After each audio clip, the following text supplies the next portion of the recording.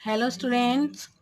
आज हम नवमा पाठ सिकता सेतु के योग्यता विस्तार का हमको अध्ययन करना है। तो सबसे पहले इसमें कवि परिचय दिया हुआ है। कथा सरित सागर के रचयिता कश्मीर निवासी श्री सोमदेव भट्ट हैं। ये कश्मीर के राजा श्री अनंत देव के सभा पंडित थे। कवि ने रानी सूर्यमती के मनोविनोद के लिए कथा सरित सागर नामक ग्रंथ की रचना की। इस ग्रंथ का मूल महाकवि गुणाढ़ की बृहत कथा अर्थात प्राकृत ग्रंथ है। इसमें ग्रंथ परिचय दिया हुआ है कि कथा सरित सागर अनेक कथाओं का महासमुद्र है। तो पहले के जो पुराने समय के जो राजा थे वो अपनी रानी के मनोविनोद के लिए जो उनके दरबारी कवि होते थे उन्होंने इतनी कथा सरित सागर नामक ग्रंथ की रचना ही कर डाली, क्योंकि रानी के पढ़ने के लिए, रानी के मनोरंजन के लिए इतने बड़े ग्रंथ की रचना कर डाली। तो कथा सरित सागर अनेक कथाओं का महासमुद्र है। इतनी बहुत सारी कथाएं इसमें। इस ग्रंथ में 18 लंबक हैं। मूल कथा की पुष्टि के लिए अनेक उपकथाएं वर्णित की गई हैं। मतलब एक बड़ी कथा है, उसके अंदर बहुत सारी छोटी छोटी कथाएं हैं। प्रस्तुत कथा रत्न प्रभा नामक लंबक से संकलित की गई है। ज्ञान प्राप्ति केवल तपस्या से ही नहीं बल्कि गुरु के समीप जाकर अध्ययन आदि कार्यों के करने से भी होती है। यही इस कथा का सार है। तो ज्ञान प्राप्ति जो है वो केवल तपस्या से ही नहीं बल्कि गुरुमुख से भी हमको विद्या की प्राप्ति होती है। गुरु जो है वो बहुत हमको थोड़े से शब्दों में बहुत बड़ा ज्ञान हमको प्रदान कर देते हैं और हमारे जीवन के लिए जो उपयोगी होता है।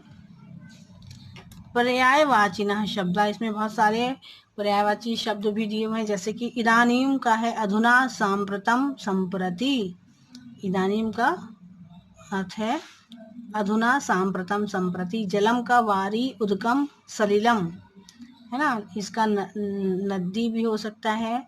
नदी का भी दिया हुआ है सरित तटिनी तरंगिणी। इसी तरह पुरुषार्थ का उद्योगः उद्यमः परिश्रमः। विलोम शब्द भी दिए हुए हैं। दुर्बुद्धि का सुबुद्धि, गर्हितः का प्रशंसितः, प्रवृत्तः का निवृत्तः, अभ्यासः का अनभ्यासः, सत्यम का असत्यम। तुमुन प्रत्यय का प्रयोग दिया हुआ है यहाँ पर। तुमुन प्रत्यय में तुम शेष बचता है। तुमुन इत्येतस्य तुम इत्येव भागो अविशेष्यते। यथा क्रि तुमुन कर्तुम, गम तुमुन गंतुम, अधि तुमुन रुह प्लस तुमुन अधिरोढ़ुम। फिर है नी और मात और तुमुन निर्मातुम। इसी तरह अव आप तुमुन अवाप्तुम। इसी तरह से आत्मगतम नाटकों में प्रयुक्त यह एक पारिभाषिक शब्द है। जब नट या अभिनेता रंगमंच पर अपने कथन को दूसरों को सुनाना नहीं चाहता, मन ही मन सोचता है, तब उसमें उसके कथन को आत्मगतम कहा जाता है। फिर है प्रकाशम, जब नट या अभिनेता के संवाद रंगमंच पर दर्शकों के सामने प्रकट किए जाते हैं, तब उन संवादों को प्रकाशम शब्दों से सूचित किया जाता है। जब वो सुनाना नहीं चाहता तब आत्मगतम कहलाता है, और जब वह प्रकट करना चाहता है सामने दर्शकों के तब उसे प्रकाशम कहा जाता है। इसी तरह से अतिरामता, राम से आगे बढ़ जाने की स्थिति को अतिरामता कहा गया है। रामम अतिक्रांतः, अतिरामः तस्य भावः अतिरामता। राम ने शिलाओं से समुद्र में सेतु का निर्माण किया था।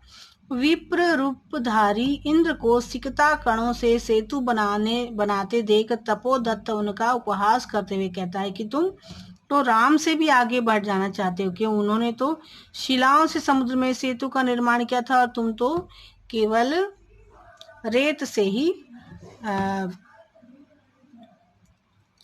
समुद्र में रेत से ही सेतु बनाने का प्रयास कर रहे हो।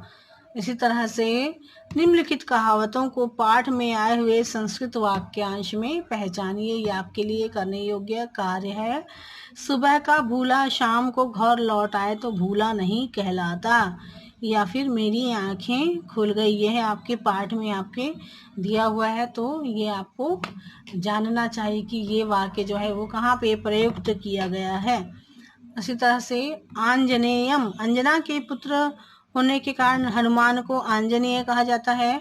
हनुमान उछलकर कहीं भी जाने में समर्थ थे, इसलिए इंद्र के यह कहने पर कि मैं सीढ़ी से जाने में विश्वास नहीं करता हूँ, अपितु उछलकर ही जाने में समर्थ हूँ। तपोदत्त फिर से उपहास करते हुए कहता है कि पहले आपने पुल निर्माण में राम को लांघ लिया और अब उछलने में हनुमान को भी लांघने की इच्छा कर रहे हैं।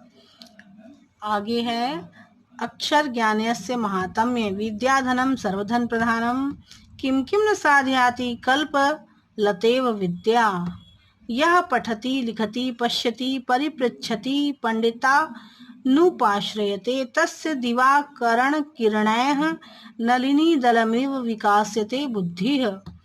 इसके बाद आपके अध्येतव्य ग्रंथ हैं कि आपको पढ़ना चाहिए, ऐसे ऐसे बुक हैं, तो इनके बारे में कहा गया है। तो आज के लिए इतना ही। अपनी अगली क्लास में हम दशमः पाठः जटायोः शौर्यम के योग्यता और शब्द रूप को पढ़ेंगे।